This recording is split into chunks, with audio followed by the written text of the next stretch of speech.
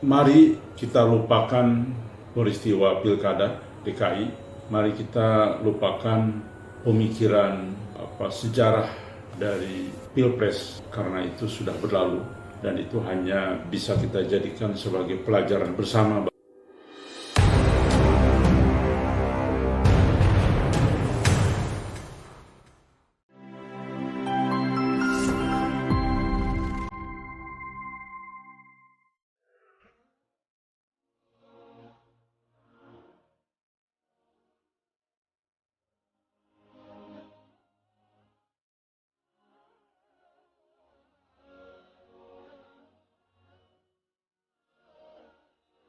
Assalamualaikum warahmatullahi wabarakatuh.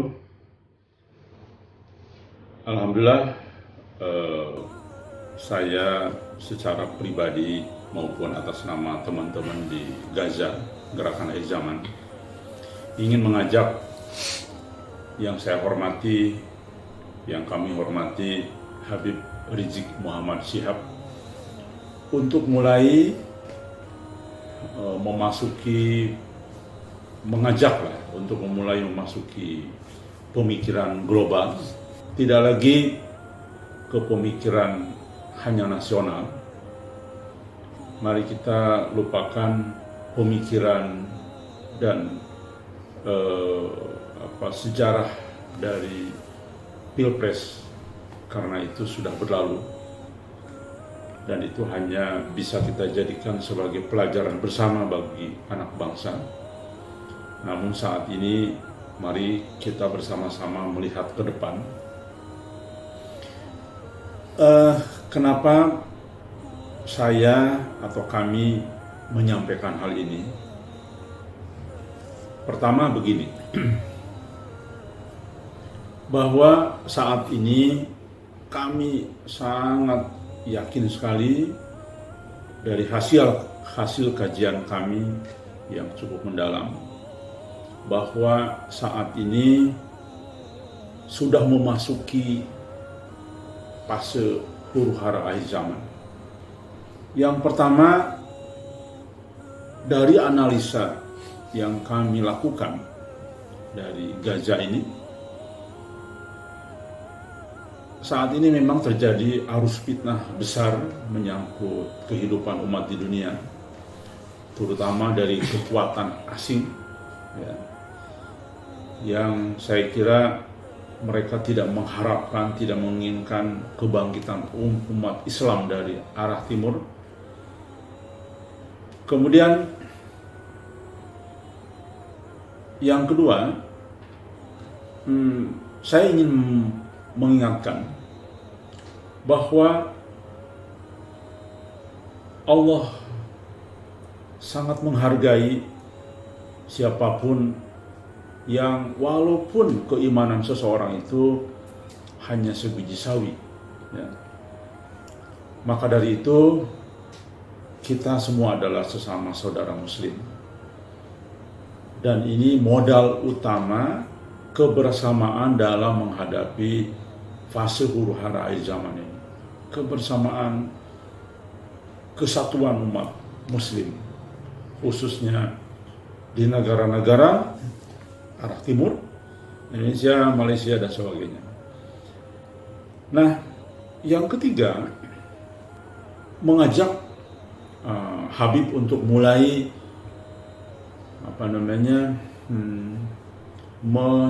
mempelajari, mengamati tanda-tanda akhir zaman, di mana saya coba mengkaji dari banyak buku-buku alim ulama, buku-buku tokoh-tokoh. Memang tanda-tanda akhir zaman ini hampir semuanya sudah terjadi.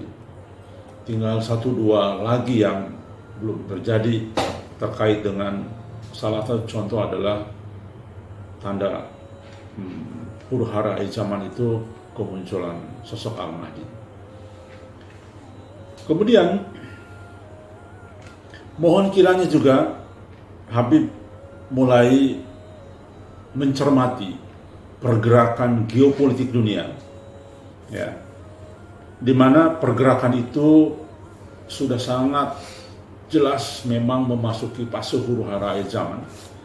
Kelihatan semua sudut pandang, semua pergerakan, semua sisi sudah saling mengunci yang memang akan sulit dihindari dalam tahun-tahun ke depan akan terjadi fase ini. Ya. Kemudian dari poin-poin tadi, ya, maka mohon cermati 5 hal di bawah ini yang saya akan sampaikan. Yang pertama, informasi dari Rasulullah SAW bahwa setelah beliau wafat, sesungguhnya masih ada petunjuk yang langsung Allah berikan kepada manusia, yaitu melalui mimpi, sebagai kabar gembira dan peringatan. Mohon Habib bisa meneliti, mengkaji mendalam terkait dengan informasi yang baginda Nabi Muhammad SAW ini sampaikan. Karena umat relatif hampir tidak tahu bahwa ternyata petunjuk dari Allah itu tidak berhenti ketika Rasulullah wafat, berhenti dalam bentuk wahyu, tetapi petunjuk lain ternyata masih ada, dan itu dalam bentuk mimpi. Mohon cermati yang kedua ini. Saat ini telah muncul fenomena mimpi Muhammad Qasim, di mana beliau telah mimpi bertemu dengan Allah Subhanahu wa Ta'ala di belakang tabir sampai lebih dari 500 kali. Yang kedua, Muhammad Qasim pun telah bermimpi bertemu baginda Nabi Muhammad SAW 300 kali lebih. Ini fenomena luar biasa yang kami yakini memang terkait dengan informasi yang Rasulullah sampaikan, bahwa petunjuk di akhir zaman itu akan ada, masih ada dalam bentuk mimpi.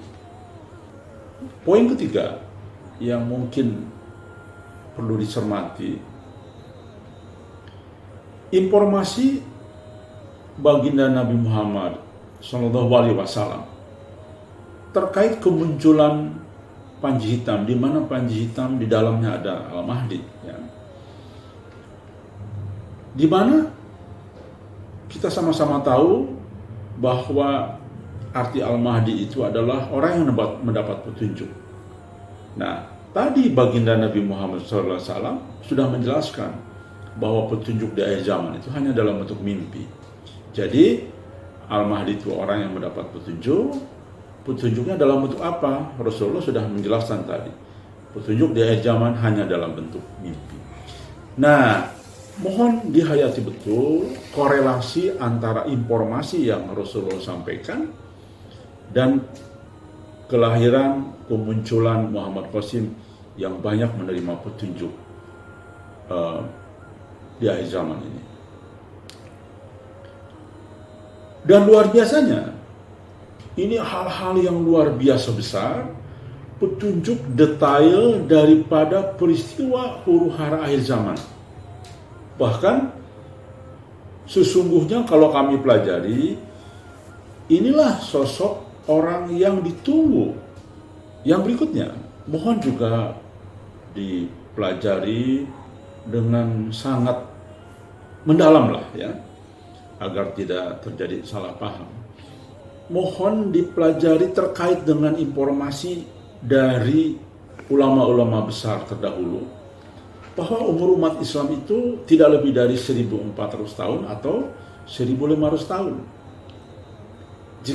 Jika kalau tidak salah ada sekitar 6 ulama itu yang berpendapat itu.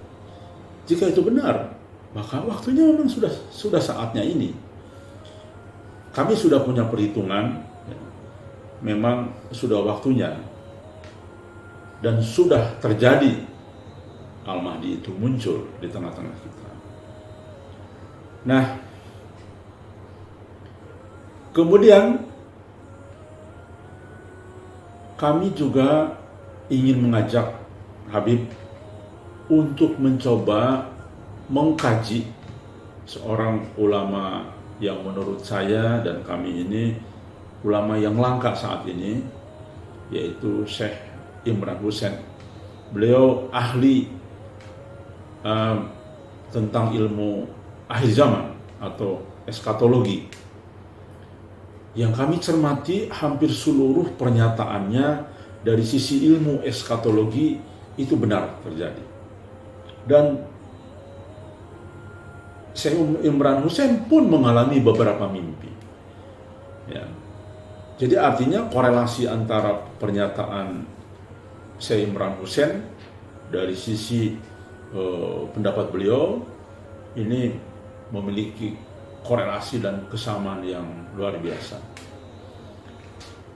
Nah, saya kira poin-poin itu yang barangkali mohon detailnya direnungkan agar kami ingin Habib masuk ke pemikiran global yang insya Allah jauh lebih dibutuhkan ya untuk skala dunia ini. Kenapa demikian?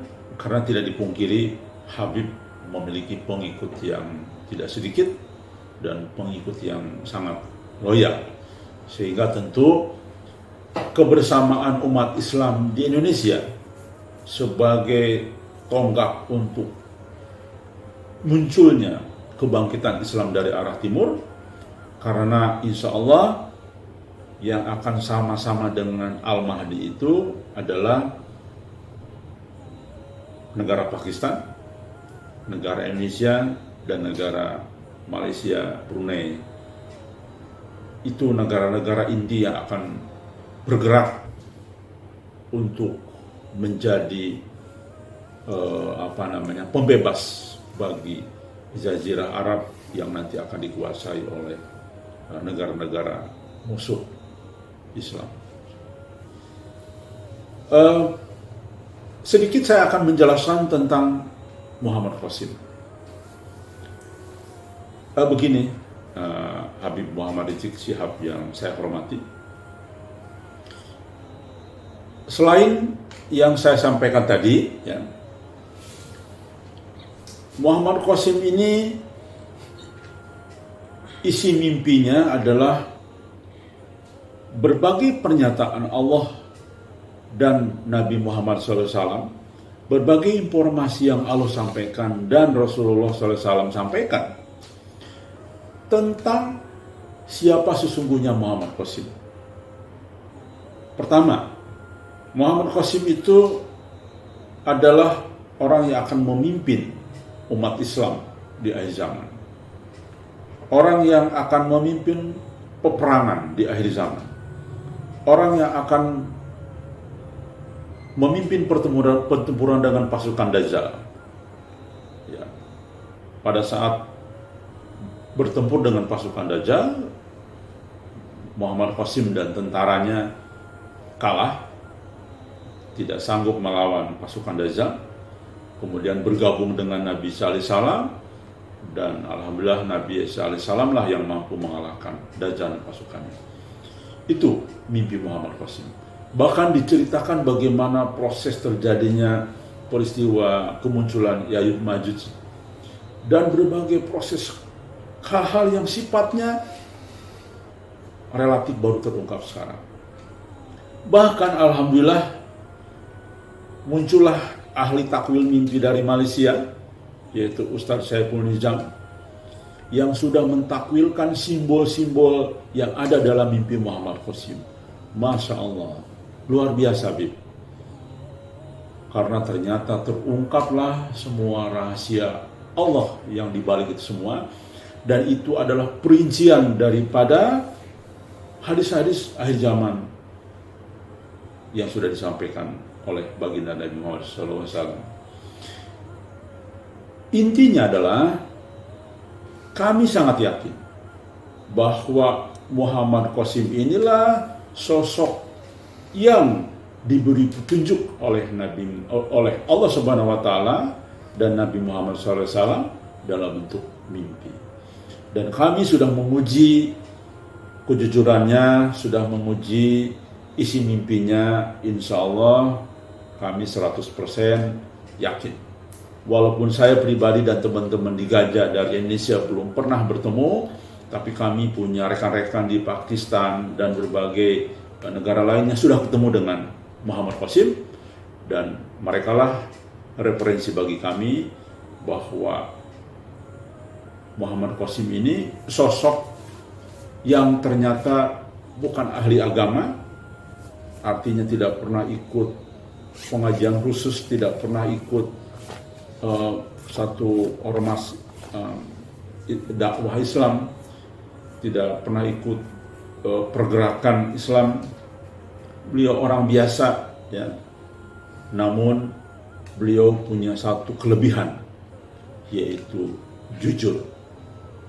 Saya lihat begitu. Dan beliau adalah keturunan suku Quraisy di Arab Saudi. Beliau tidak pernah mengaku sebagai Al-Mahdi, bahkan beliau tidak mau dikait-kaitkan dengan Al-Mahdi. Bahkan Habib perlu tahu, saya tadinya ada dalam satu grup dengan beliau, hanya 5 orang.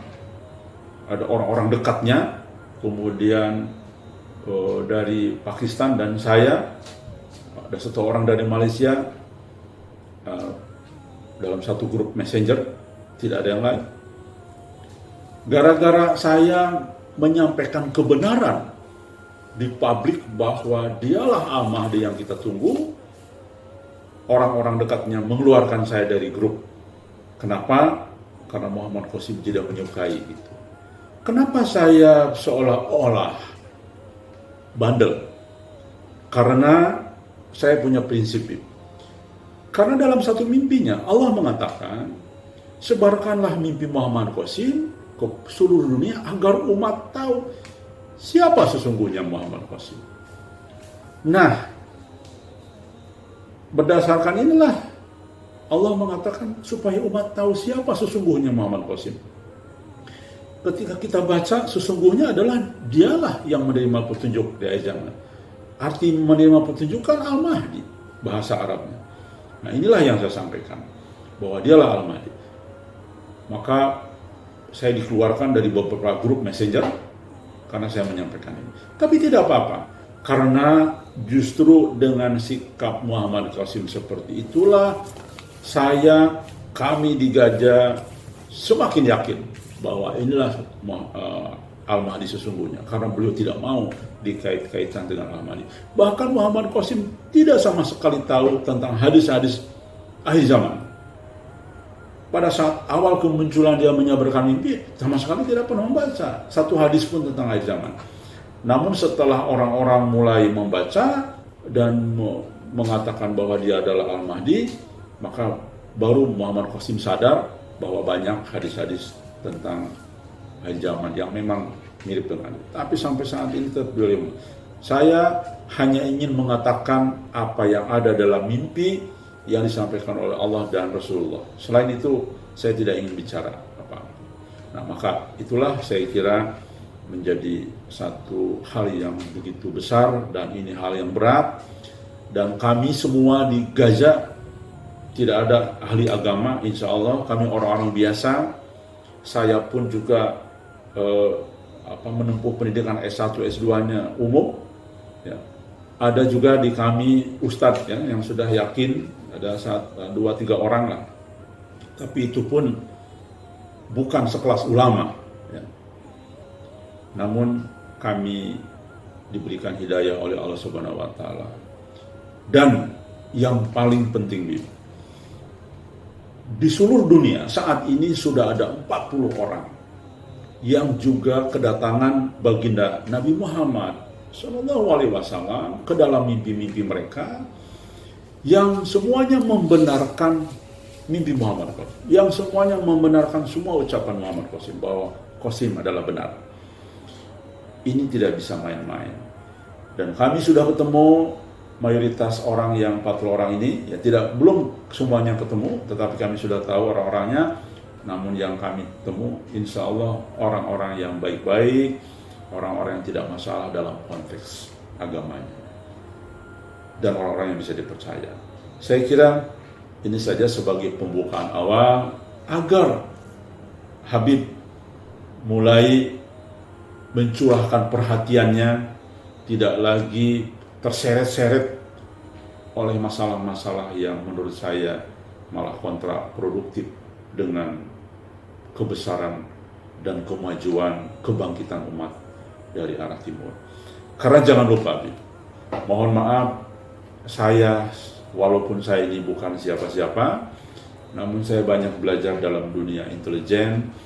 Saya juga banyak kenalan dengan orang-orang ahli intelijen, bahwa negara asing terus akan menunggangi berbagai kelompok umat Islam di seluruh dunia untuk terus membuat perpecahan-perpecahan.